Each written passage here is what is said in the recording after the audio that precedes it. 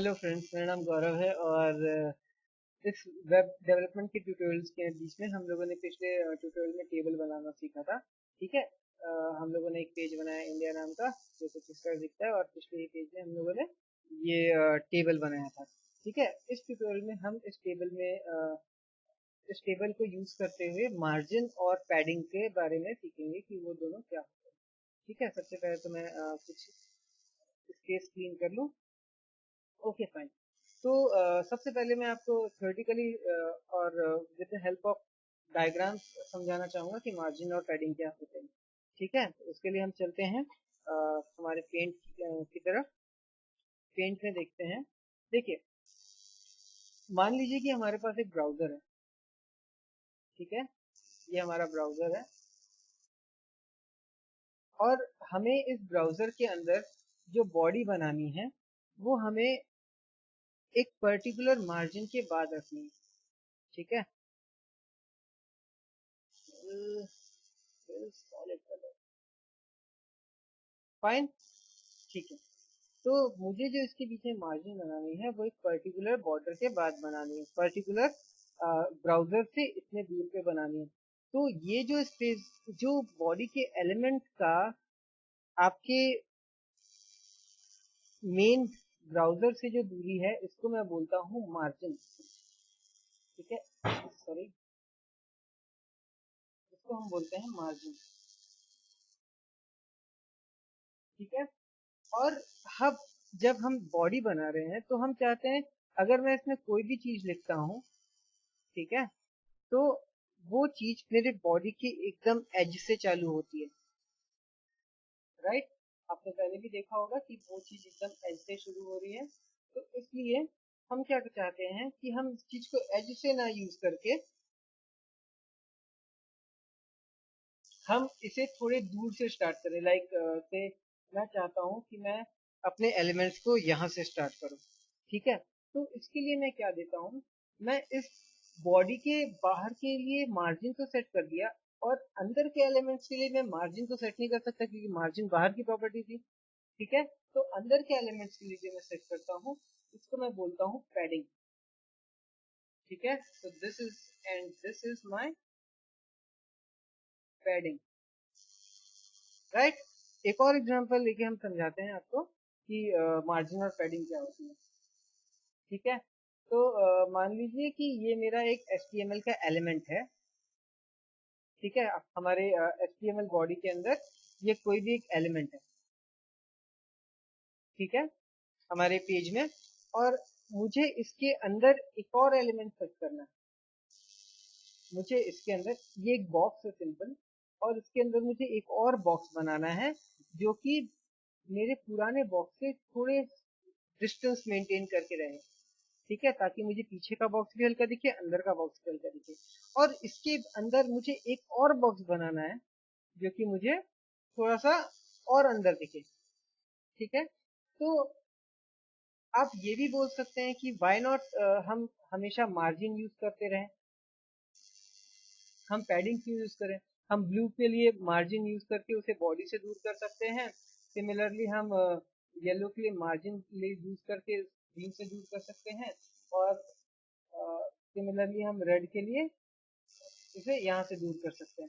ठीक है। Margin use, red के लिए मार्जिन यूज करके येलो से दूर कर सकते हैं। बट द फंडा है कि जब हम ये तो सिंपल बॉक्सेस हो गए, लेकिन जब हम टेक्स्ट यूज करेंगे लाइक ABGHM, ठीक है, या फिर आप चाहेंगे कि थोड़ा दूर इसको रखें, या फिर आप चाहेंगे तो जब आप HTML टैग्स यूज करेंगे तब ये टेक्स्ट जो है वो आपके अनऑर्डर्ड में या फिर इररिस्पेक्टिव टू द साइड वो अरेंज होंगे। इसलिए हम चाहते हैं कि कोई भी चीज जो इससे स्टार्ट हो वो थोड़ी दूरी से स्टार्ट हो। ठीक है।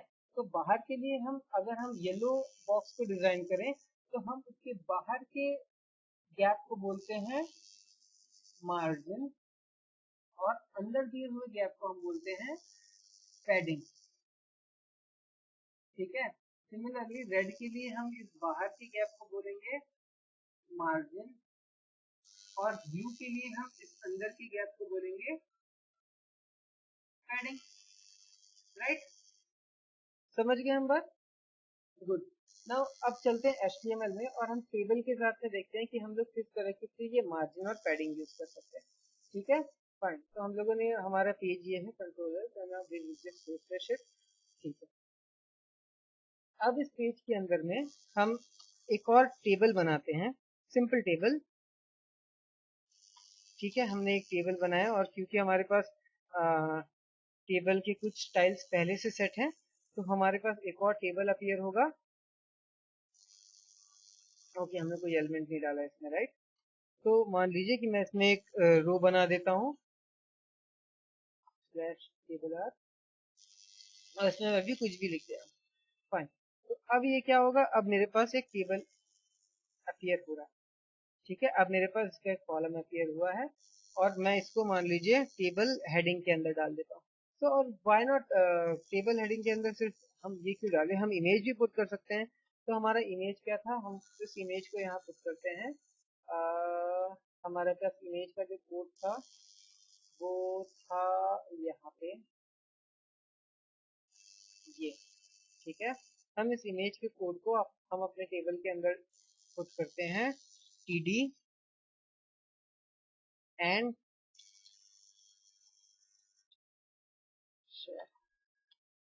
td, और अपनी इमेज की वैल्यू यहाँ पे डाल दी, राइट। फाइन। तो अब अगर हम इसे रिफ्रेश करेंगे तो अब हमें दिख रहा है कि हम ये टेबल सेट कर रहे हैं। ठीक है, थोड़ा गैप दे देते हैं तो ताकि हम इसे और अच्छे से समझ पाए। HR and one more break. Fine. तो अब ये जो नीचे वाला टेबल है हम इसके साथ वर्क करने जाएंगे। ठीक है, नॉर्मली ये टेबल ऊपर वाले जो टेबल है उसके साथ डिफाइंड है, इसलिए हमें ये सेटिंग दिख रहे हैं। तो लेट्स से कि हम अभी इस टेबल की सेटिंग्स को हटा देते हैं। ठीक है, सो अब क्या हुआ, अब क्या होगा कि मेरा टेबल डिसऑर्डर हो जाएगा और अभी ये पूरा इमेज क्लिक कर रहा है। अब देखिए कि ये जो टेबल है ये बॉडी के एकदम एज में आके अभी फिक्स है। ठीक है, तो मुझे इस टेबल को मार्जिन प्रोवाइड करना है।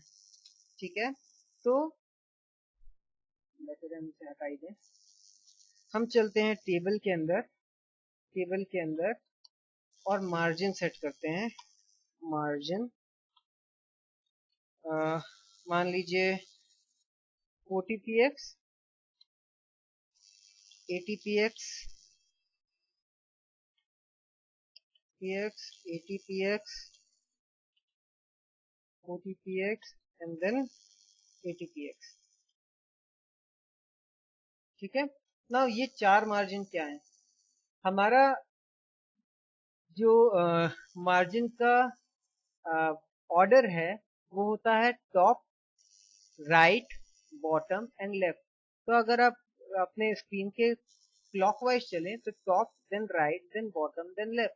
मतलब हमने टॉप से 40 पिक्सल्स का मार्जिन लिया है टेबल का, राइट से हमने 80 पिक्सल्स का लिया है, बॉटम से 40 पिक्सल्स, और लेफ्ट से हमने 80 पिक्सल्स का लिया है। ठीक है, तो अब हम रिफ्रेश करते हैं, सॉरी पहले सेव करते हैं देन रिफ्रेश करते हैं।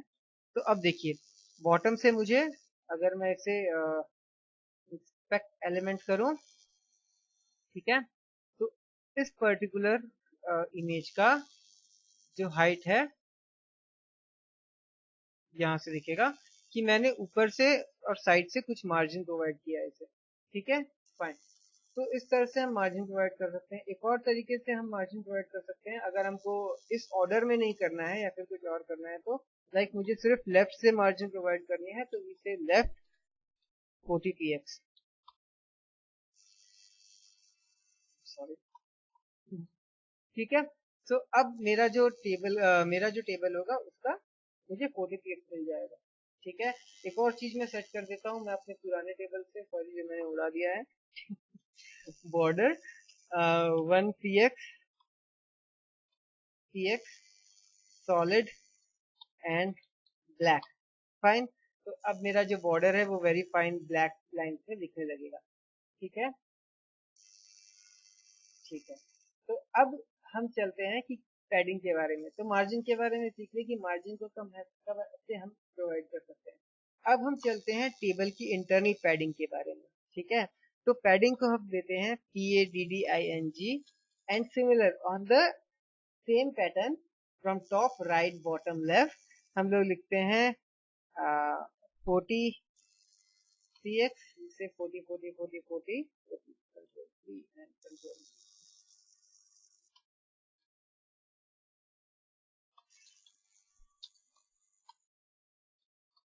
ठीक है, इस तरह से मैंने अपने टेबल के अंदर पैडिंग को यूज किया।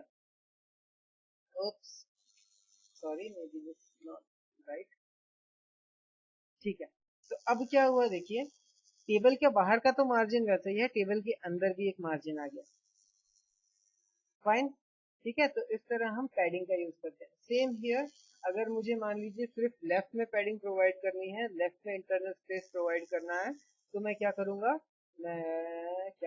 कि मैं यहाँ पे लेफ्ट का यूज करूंगा। ठीक है, अब देखिए कि इमेज तो यहाँ पे है, वेरी फाइन, इमेज मेरा लेफ्ट से शुरू हो रहा है। अब अगर मुझे इसके अंदर कुछ और डेटा भी डालना है, ठीक है, मान लीजिए मैं कुछ और डेटा भी डालता हूँ, वॉट एवर इट इज। ठीक है, तो उस डेटा के पास भी उतनी ही एक पैडिंग है BR।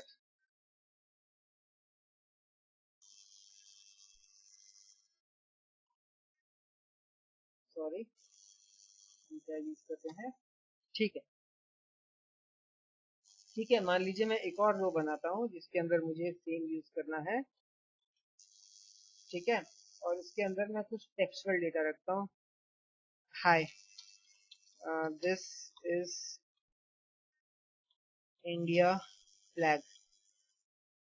ठीक है, तो अब अगर मैं इस पेज को रिफ्रेश करूं तो देखिए अगले डेटा में भी मेरे पास उतने की ही पैडिंग मुझे मिल जाती है। तो दिस इज हाउ हम अपने